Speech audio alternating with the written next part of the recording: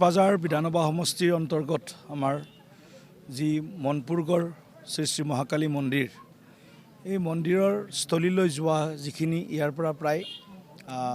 300 মিটাৰমান ৰাস্তা খুব ঠেক আছিলে আৰু আমি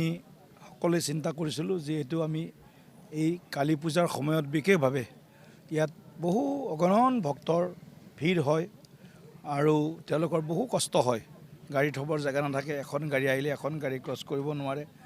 তো গতিকে যোৱাবাৰ আহোঁতে আমি ঠিক কৰিছিলোঁ যে অহাবাৰ মহাকালী পূজাৰ পূৰ্বেই আমি এই ৰাস্তাটো আমি ৰাইজৰ সেৱাৰ বাবে আমি নতুনকৈ নিৰ্মাণ কৰিম।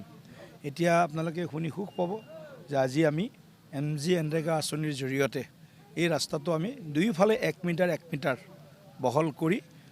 প্ৰায় 20 লাখ টকাৰে এই ৰাস্তাখিনি আমি পুনৰ নিৰ্মাণ কৰাৰ কাৰণে আজি আমি কামৰ শুভাৰম্ভণি কৰিলোঁ। ইয়াৰ লগে লগে মনপুৰগড় শ্ৰী শ্ৰী মা কালী মন্দিৰ প্ৰাংগণ, যিহেতু আপোনালোকে জানেই তাত বৰষুণ, তাত কেঁচা মাটি, গতিকে আমি চিন্তা কৰিলোঁ যে এইটো কোনো চৰকাৰৰ পুঁজিৰ পৰা নহয়, আমি ব্যক্তিগতভাৱে আৰু আমাক ভাল পোৱা কিছু সহৃদয়ৰ লগত আলোচনা কৰি এই কামখিনি চৰকাৰী ফাণ্ড নোলোৱাকৈ প্ৰায় 12 লাখমান টকাৰে সেইটো 20,000 স্কুৱেৰ ফিট আমি তাত পেভাৰ্ছ ব্লকেৰে গোটেই মানে মন্দিৰৰ যি চোতালখন, সেই চোতালখন আমি ইতিমধ্যে নৱৰূপত আমি নিৰ্মাণ কৰিছোঁ আৰু সেইখনো আজি আমি আনুষ্ঠানিকভাৱে উদ্বোধন কৰিছোঁ। গতিকে মই ভাবোঁ এই মা মহাকালীৰ যিসকল ভক্ত প্ৰতি বছৰে এই মনপুৰগড় শ্ৰী শ্ৰী কালী মন্দিৰলৈ আহে, সেইসকলৰ কাৰণে এই বছৰৰ পৰা কিছু হ'লেও তেওঁলোকে অকণমান হ'লেও সা সুবিধা পূৰ্বতকৈ বেছি লাভ কৰিব। মনপুৰগড় এই ভুক্তাবাৰী কালী মন্দিৰ যিহেতু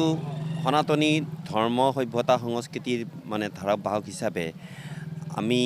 আমাৰ পাৰ্টিৰ এজন বিধায়ক হিচাপে যিখিনি কাম কৰিলে সকলো আমাৰ দৰ্শনাৰ্থীৰ বা ভক্তৰ মংগল হয়, আটাইখিনি কামে আমি সম্পন্ন কৰিম। মাননীয় MP ডাঙৰীয়া আছে আৰু অন্যান্য আমাৰ বহুত মানে বিষয় আছে আনুষংগিক, সেইসকলৰ সৈতে লৈ গৈ আমি অন্ততঃ যিমানবোৰ আমাৰ পৰ্যটকৰ আকৰ্ষণৰ কেন্দ্ৰবিন্দু হিচাপে গঢ়ি তুলিবৰ কাৰণে আমি চেষ্টা কৰিম।